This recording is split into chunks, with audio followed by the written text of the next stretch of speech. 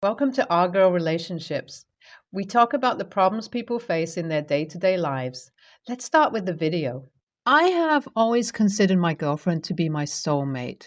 We have been together for 5 long and wonderful years, and I have loved every moment of it. There was just one reoccurring issue. She kept gifting me the same thing over and over again. At first, I didn't mind, but after a while, it started to feel repetitive and thoughtless. I love her, but I just wish she would put a little more thought into the gifts she gives me. Who would have thought that something as trivial as gifts could cause such a huge rift between us? But it did. We had an incredible year with so many memories and a lot of plans we had made for the future. I dropped so many hints so she would know what she could get me because I thought maybe she just wasn't good at it. So I was determined to help her learn.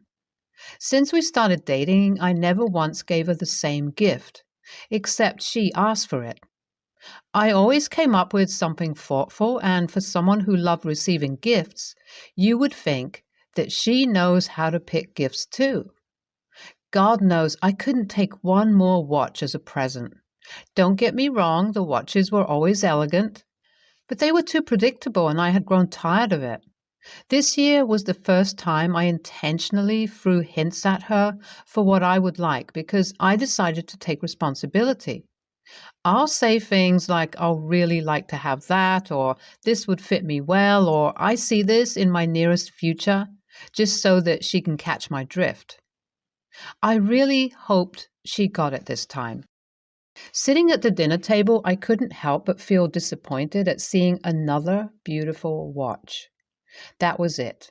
I couldn't take it anymore, so I decided it had become a problem we needed to talk about. I wanted to understand her thought process because I don't think anyone likes to get the same gift every year. I scanned my mind for ways to bring this up without causing problems, but I realized I just had to say it. We needed to have an honest conversation, and that was what we would have. I was nervous, but I knew that if I didn't say something, I would end up holding on to this resentment forever. When I brought it up, she immediately became defensive. She told me that I was being ungrateful and that she put a lot of effort into finding the perfect gift for me. But I could tell from how she talked that she wasn't truly invested in finding a solution to our problem. The conversation quickly escalated. Before I knew it, we were shouting at each other. My girlfriend accused me of not appreciating her, and I accused her of not putting any effort into our relationship. That's when she let it slip. She said, "I only buy you the same thing because I know you like it, and it's easier for me." I was stunned. All these years, I had been under the impression that she was just being lazy and thoughtless with her gift giving, but she was just trying to make things easier for herself. I felt like she had taken the last 5 years of our relationship and thrown them down the drain. It dawned on me that this was the same attitude she had with everything else that had to do with me. She did the barest minimum and made no effort at all.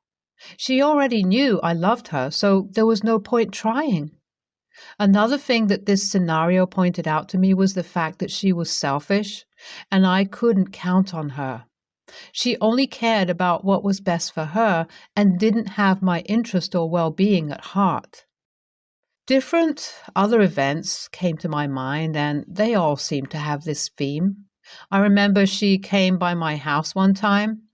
I didn't have what she wanted to eat because I hadn't gone grocery shopping for the week, so I gave her my credit card to get whatever she wanted. She returned with some items to cook and noticed she had picked a rotten item, but instead of throwing it away, she cooked with it. When the food was ready, she served me very enthusiastically, and when I asked her why she wasn't eating, she said she was no longer hungry. That was surprising because she was the one who complained of being hungry. I probed, And she finally said it was because she cooked with the rotten item. And next thing, she wanted to go home. I knew it was because she didn't want to eat the food and was very hungry. So she wanted to go home to get something else. It dawned on me that just like this gift situation, she was never going to have my best interest at heart. I loved her deeply, and lately we have been speaking about getting married, but I don't think I can do it.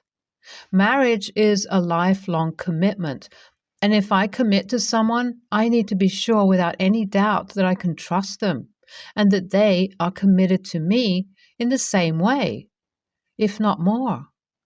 I didn't see this for us, no matter how much it hurt. This had to end. The next day, when things had settled down a bit, I asked that we go out and I broke things off with her. She pleaded with me and promised to do better, but I couldn't accept it. It wasn't just the surface issues we were having. It was a sign of a deeper problem, and if we were not even married yet, and I couldn't trust her, then there was no hope for our marriage. I told her I was sorry, but I took my life seriously, and with the turn of events, I didn't consider us a good fit anymore. It was a difficult and emotional decision, but I knew it was right for me. I needed someone who would love and respect me and make an effort to be considerate and thoughtful in our relationship. It had been 2 weeks since our breakup, and most of my family members thought I was overreacting. I don't know what she told them. Frankly, I didn't care. I don't blame them, though, because they were expecting me to tell them we were getting married. Instead of that, we had broken up. My mom asked me why I wanted to throw away a good 5-year relationship. They didn't see all the things I saw, and I was the one who would be married to her, not them, so I didn't let them sway me. It was my decision to make and not theirs. My mom was disappointed because she thought she was getting closer to having her grandkids. Even after I explained exactly what happened, she was still blinded by my ex's charm. It was as though she could do no wrong in her eyes. It is either that or she just wanted to manipulate me into getting married so she could have grandchildren. I decided that I wasn't going to let anyone pressure me into marriage. I know that the perfect woman for me is out there, and I will do all I can to find her. Marriage is too important to make a mistake in. I don't believe in divorce, so if I was going to marry, I had to make sure it was the right woman. I am a grow old with you kind of guy. Even after I explained to my whole family, they still wouldn't get off my back. My family is lovely, but the disadvantage of having a large family and being close to your extended family is that everyone is in everyone's business. Gosh, they were so nosy, and according to them, wanted to make sure I made the right choice. It was getting too much for me because I didn't want to break up. I mean, I loved this girl and had invested 5 years into our relationship, meaning it was pretty serious. My family members were not helping matters and needed to get over her and move on. So I stopped entertaining any marriage conversations or anything that had to do with my ex until everyone got the memo. I was not a kid and didn't need their advice because I had made my choice and no one would make me change it. My ex has been going around spreading rumors that she was the one who broke up with me and I wasn't man enough. If she means I wasn't man enough to dump her sorry ass years ago, then yes. I ignored her because it was just her way of getting me to engage with her. My plan was to behave like she never existed, which I know would get on her nerves because she likes attention and doesn't like to be ignored. I planned to ignore her so much that she would even almost doubt her own existence. I thought we could go through this breakup like civilized adults, but that's not in her vocabulary. She was a drama queen. Now I'm wondering how I loved her and put up with her for so long. If we got married, I would have been in big trouble. My ex is very active on social media, so I didn't like how our private life was being put up for discussion and for people to make their own conclusions and comment. Some were very insensitive. The most annoying part was that she wasn't even telling the truth. When I first saw what she was saying about me, I took a screenshot of some of her texts. Those pleading with me to make things work, and some of my responses, and I saved them somewhere just in case something happened, so I have my evidence. I even saved some of her voice notes.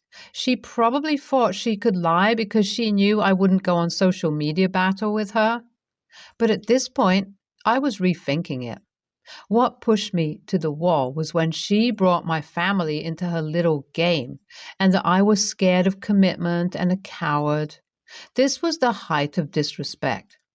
If she left it between her and me, I wouldn't care. But now it had gotten out of hand, so I released all my evidence, including her voice notes, and said my side of the story and made sure to paint her very bad. I must admit I exaggerated most of the things I said, but it was still true, which was my revenge. I was the one with the proof. She had no proof and went about running her mouth. My post did what I expected. It silenced her for good. She was trying to grow her following so she could start being paid as an influencer. So I'm not sure what impact this would have on her goals. All I cared about was to tell my truth. For all I know, it may even help her. Good or bad publicity is still publicity. YTA, I was on your side until you exaggerated what happened. You could have just said it as is because now you are no longer innocent. NTA, serves your ex right. I don't get why people like to make themselves look like victims when they know that they are not. So I, 28, female, have an Instagram account that I used to post my artwork on. I managed to get a little over 35,000 followers at one point, but it has since dropped to 30,000 as it has been inactive for some time. As a little over 3 years ago, I lost interest in it. I haven't logged in for over 2 years. The issue is with my brother's, 29, girlfriend, Katie, 26, who is a wannabe influencer. She has about 6,000 followers, but acts like it's a lot more. It all started at our little sister's 11th birthday. I took a picture with my little sister and went to post it on my personal Instagram, which only has about 62 followers. Its account is private and my followers are all family and friends.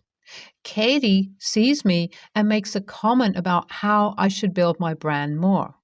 My little sister, who dislikes Katie, was standing next to me, brought up my art account and how I have more than Katie on it. Katie looked confused and asked what she meant, so I explained about my old art account. Katie asked to see it, so I show her the account. Katie gave me a weird look and walked away, and I thought that was that. The next day, she was over at my parents' again. She pulled me aside and starts asking about the account, namely, how I managed to gain that following. I simply tell her the truth. I just started posting my art and people liked it. And my followers grew over the span of 5 years. She asked why I stopped posting, and I explained I lost interest. So then went on to say, well, if you're not using it, you should give it to someone who will. Confused, I ask what she means. She said I should give her the account so she can use it since I'm not, saying it's a waste to have the account just sitting there. I tell her no, as I might want to start using it again someday. She gets mad and talks about how it's not fair how I have more followers than her on an account I don't use. She said since I'm not using it, I'm being selfish, and basically in lesser words, demanded I give it to her. I again tell her no, she can't have it, and she gets mad and walks away. My brother calls me up later and tells me she had been complaining about me all day, and he also asked me to give it to her. I tell him no, and that they need to stop asking. My brother groans and repeats what Katie said. You're not even using it. Why can't you just give it to her? I simply tell him no, it's my account, whether I use it or not. He then accused me of doing this to pick on Katie and also accused me of showing her the page to rub it in her face. He calls me the a-hole for keeping the account when I know how much Katie wants to have a following. I told him that I made the account and built the following, and I decided what to do with it. Now he's mad at me because Katie won't stop complaining and she's making his life hell. I now wonder if maybe I'm the a-hole here, since as of now I have no plan to use the account, and maybe I'm being selfish in keeping it. AITA for refusing to give my brother's girlfriend my abandoned Instagram account with 30,000 followers? Oh hell, NTA. Is Katie entitled to your Christmas present if it is something she really wants? Since, she learned that the thing in question existed, and you might exchange it anyway? Why not your paycheck? Not like you use all of it anyway, right? If Katie thinks that her wanting something somehow warrants any sort of obligation on other people, she needs to grow up and smell all the sand she's going to be told to go pound. And your brother seriously needs to stop enabling that behavior. She wants a following? Okay, build one. Be interesting. Maybe she is lacking followers because her personality is about as interesting as wet newspaper from yesterday. NTA, I don't think she's cut out to be an influencer. She can't even successfully influence you. The facts are, your followers will ditch her once she reactivates the account and starts spamming them with content that is different from what they signed up for. Even though the account is inactive now, you may want to reactivate it in the future. If she takes the account and pisses off your followers, it will negatively affect your own reputation, even if she's upfront about being a different person.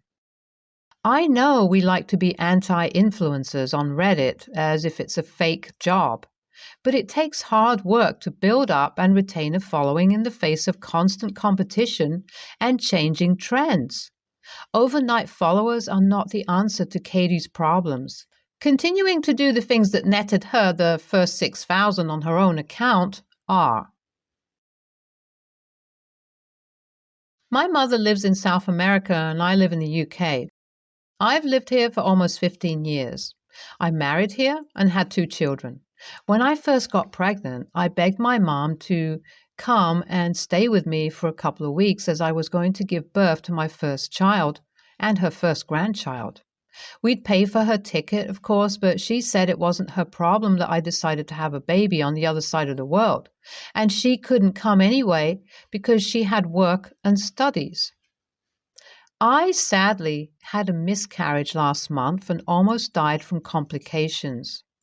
Hemorrhaged severely, went into cardiac arrest and had to undergo emergency surgery to save my life. I was telling a friend from church about it later and how after a scary situation in life, even as a grown-up, I still wished for a mommy cuddle. My friend called me a couple of days later and very kindly said she and her husband would like to pay for a ticket for my mom to come so we could spend the holidays together.